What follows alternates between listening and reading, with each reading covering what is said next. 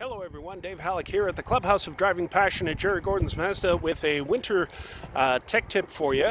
Some of our new models, like the CX-5 here, come with power folding side view mirrors. So when you unlock the doors, the mirrors fold out.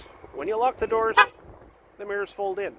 So sometimes when you're out doing maintenance or it's snowy and you're washed your car or it's just covered in ice and snow and you maybe don't want to have the mirrors fold out because you're worried about something breaking, you can actually disable it for the winter season, and I can show you just how to do that.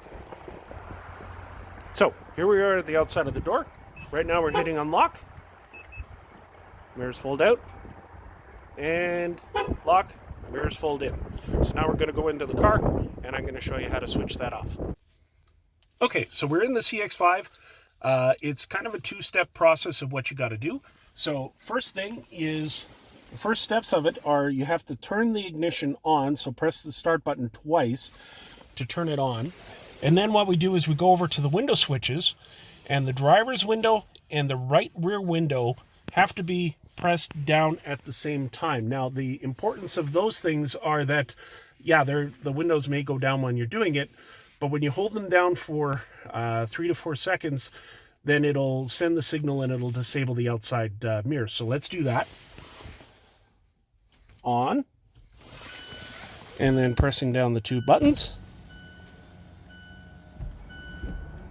Okay, we've done that.